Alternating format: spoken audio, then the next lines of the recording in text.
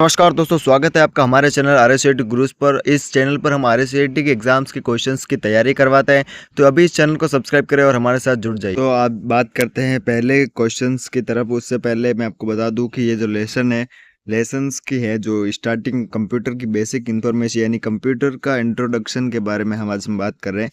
Basically कहूँ हिंदी में तो कंप्यूटर के परिचय के बारे में। तो चलिए शुरू करते हैं बिना किसी फालतू बात के।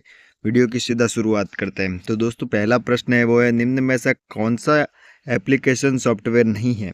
इनके चार यहाँ ऑप्शन दे रखे हैं दोस्तों, Windows 7, adobe reader, page maker, notepad. तो दोस्तों इसका जो सही आंसर है वो है हमारा ऑप्शन नंबर ए, जो है वो इसका सही आंसर यहाँ पर हो जाएगा। तो इसको क्या करना है आपको, जो ऑप्शन नंबर ए है यानी जो विंडोज 7 हो, ऑप्शन कोई भी हो, आपको ये ध्यान रखना है कि इसका सही उत्तर क्या है, विंडोज 7। बात करते हैं दोस्तों अगले प्रश्न की तरफ। निम्नलिखित में से कौन सा कंप्यूटर हार्डवेयर को चलाता है और अन्य सॉफ्टवेयर चलाने के लिए एक मंच के रूप में कार्य करता है।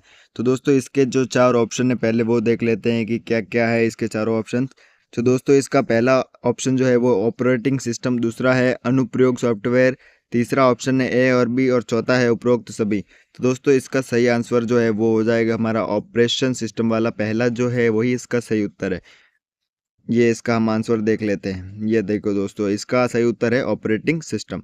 बात करें अगर हम अगले प्रश्न की, तो अगला प्रश्न है, निम्न में से कौन सा स्टोरेज डिवाइस है।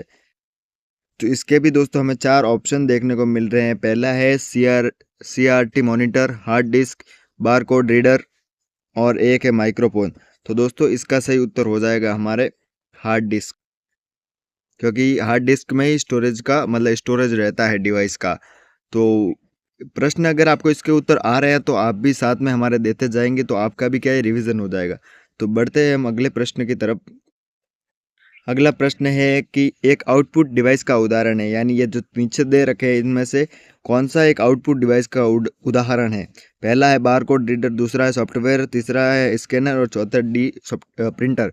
तो दोस्तों इसका अगर आप ध्यान से थोड़ा इस क्वेश्चन को समझे कि इस क्वेश्चन क्या कह रहा है कि आउटपुट डिवाइस यानी जो बाहर कौन सा होता है। देख बार कोड रीडर तो बाहर नहीं हो सकता, सॉफ्टवेयर भी कंप्यूटर वगैरह जो भी होता है उसके अंदर होता है सॉफ्टवेयर, स्कैनर भी अंदर से स्कैन करता है। तो बाहर कोई डिवाइस रहता है तो वो क्या है, प्रिंटर। तो इसका सही उत्तर हो जाएगा दोस्तों प्रिंटर। ये देख सकते हैं आप। अब बात करते हैं दोस्तों पांचवें प्रश्न की। पांचवा प्रश्न है, निम्न में से कौन सा एक सिस्टम सॉफ्टवेयर है। तो दोस्तों इसके इसके भी चार ऑप्शन है, विंडोज़ 8, पेज मेकर, फोटोशॉप या नोटपैड। तो दोस्तों इसका भी जो एक सिस्टम सॉफ्टवेयर है वो इसका सही आंसर है वो है विंडोज 8। ऑप्शन नंबर ए इसका सही उत्तर हो जाएगा। बढ़ते हैं दोस्तों अगले प्रश्न की तरफ। अगला प्रश्न है कि कौन सा कंप्यूटर वर्गीकरण नहीं है। यानी इसके चार ऑप्शन देख लेते हैं। पहला ऑप्शन है मेन फ्रेम, दूसरा है मैक्स फ्रेम, तीसरा है मिनी और चौथा है माइक्रो। तो दोस्तों इसका सही उत्तर हो जाएगा आपका मैक्स फ्रेम, जो है वो इसका सही उत्तर हो जाएगा। अगर आप ध्यान से देखो तो मैक्स फ्रेम ही इसका सही आंसर है, ऑप्शन नंबर बी। बढ़ते हैं दोस्तों अगले प्रश्न की तरफ। अगला प्रश्न है दोस्तों, सबसे तेज कंप्यूटर कौन सा होता है। तो तेज का मतलब अगर हम एक थोड़ा सा नॉर्मल कॉमन सेंस इसमें अगर हम यूज़ करें, जैसे मेन इसका पहले हम इसके वो देख लेते हैं चार option, main frame, micro computer, work station और सुपर कंप्यूटर। तो दोस्तों इसमें तेज यानी क्या होता है, सुपर। तो इसमें सुपर कहाँ है, लास्ट ऑप्शन नंबर डी। तो ये जो सुपर कंप्यूटर है वो इसका सही उत्तर हो जाएगा। अगर ये हम थोड़ा सा दिमाग लगाए तो आपको इसका उत्तर समझ में आ जाएगा। तो इसका सही आंसर है ऑप्शन नंबर डी। ये देखो यहाँ पे ऑप्शन नंबर डी जो है वो इसका सही हो जाएगा, सुपर कंप्यूटर। अब दोस्तों बात करते हैं प्रश्न नंबर 8 की। प्रश्न नंबर 8 है, माइक्रो प्रोसेसर किस जनरेशन में पेश किया गया था। पहली जनरेशन, दूसरी, तीसरी या चौथी। तो दोस्तों इसका जो सही उत्तर है वो है दोस्तों डी, यानी फोर्थ जनरेशन में जो है इसका माइक्रो प्रोसेसर का जनरेशन हुआ था, मतलब बनाया था ये चौथी जनरेशन में। ये इसका सही आंसर हम देख लेते हैं, हाँ यही सही है। अब बात करते हैं दोस्तों नवे प्रश्न की। नवा प्रश्न है, सुपर कंप्यूटर को कब बनाया गया था।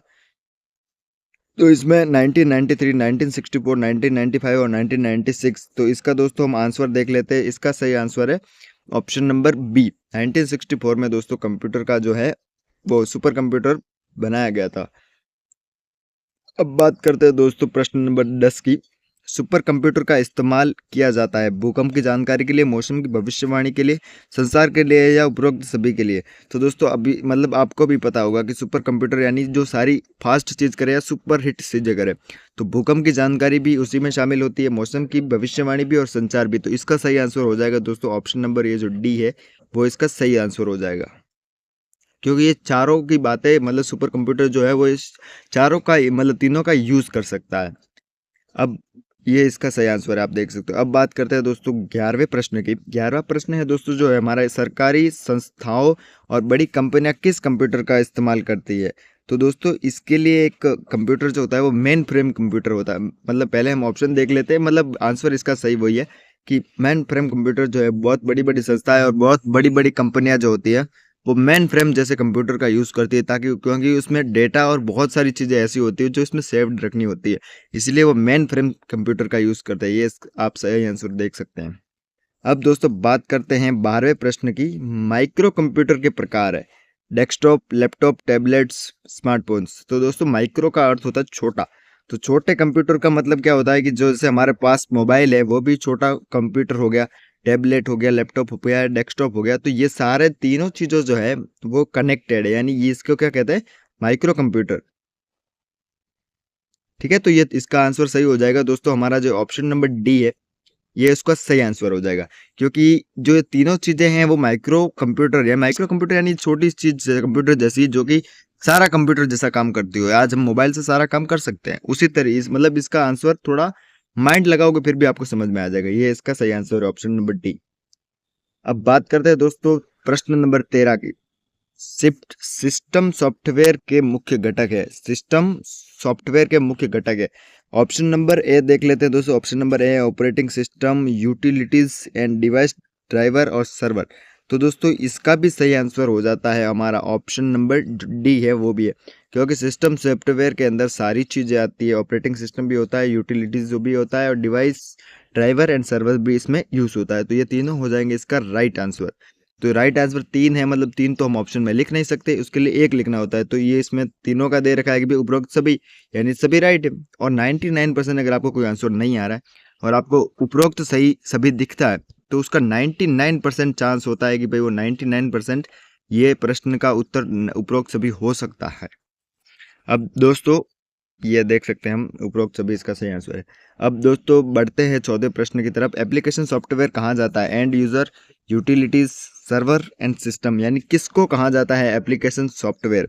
तो दोस्तों एप्लीकेशन सॉफ्टवेयर को कहा जाता है, मतलब जो है उसको कहा जाता है एंड यूजर को, मतलब जो ये है ऑप्शन नंबर ए इसका सही आंसर हो जाएगा। दोस्तों अब बात करते हैं हमारे अगले प्रश्न की तरफ जो है database program, word processor, web browser जैसे सॉफ्टवेयर की श्रेणी में आते हैं। तो दोस्तों इसका जो उत्तर है वो है एप्लीकेशन सॉफ्टवेयर। जो मतलब डेटाबेस प्रोग्राम, वर्ड प्रोसेसर, वो किसकी कैटेगरी में आते हैं, किसकी श्रेणी में आते हैं, विच कैटेगरी? तो इसकी कैटेगरी जो होती है दोस्तों वो होती है ऑप्शन नंबर सी जो है एप्लीकेशन सॉफ्टवेयर। इस कैटेगरी में वो आते हैं, मतलब कोई भी ऐप से अगर आपके फ़ोन वगैरह में, तो उससे आप डेटा कर सकते हैं, प्रोग्रामिंग, वर्ड प्रोसेसर कर सकते हैं और वेब ब्राउजिंग भी कर सकते हैं। तो वो एप्लीकेशन सॉफ्टवेयर के अंदर चीज़ें शामिल होती है। अब दोस्तों अगला प्रश्न की बात करें तो अगला प्रश्न है हमारा 16वां प्रश्न। इसका आंसर दोस्तों अगर आप इसका आंसर ये सभी नहीं होगा, आपको देखते लग रहा होगा कि इसका आंसर भी ये सभी होगा, लेकिन नहीं। पहले हम क्वेश्चन को ध्यान से पढ़ना है, फिर किसी भी को मतलब आपको उत्तर देना होता है। तो पहला प्रश्न क्या है, मतलब प्रश्न है internet explorer, Mozilla Firefox, Google Chrome जैसी सफारी किसके उदाहरण? System software, web browser, application software या ये सभी? तो कभी कभी क्या है कि हमें धोखा भी दे देता है, तो ये सॉफ्टवेयर नहीं करना है। तो इसका सही आंसर हो जाएगा दोस्तों option number B, web browser.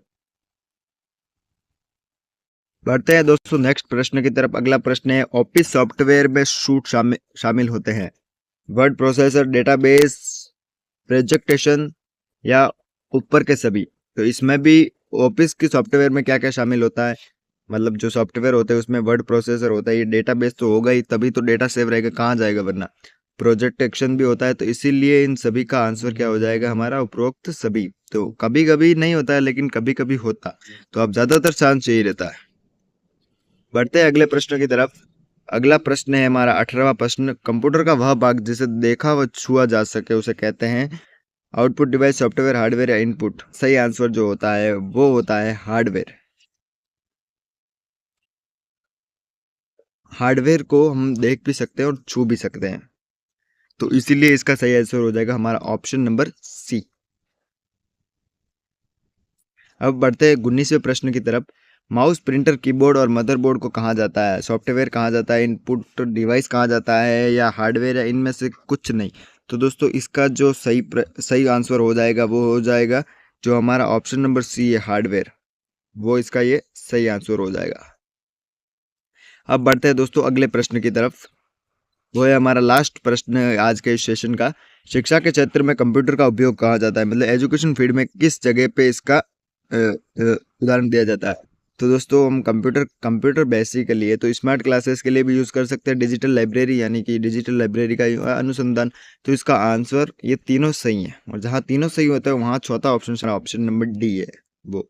तो दोस्तों बस आज के लिए इतना ही, मिलते हैं किसी और वीडियो में। तब तक के लिए चैनल को सब्सक्राइब कर देना, और ऐसी वीडियोस हर रोज़ दिखे मिले उसके लिए चैनल के बेल आइकन को ज़रूर से दबाना। धन्यवाद।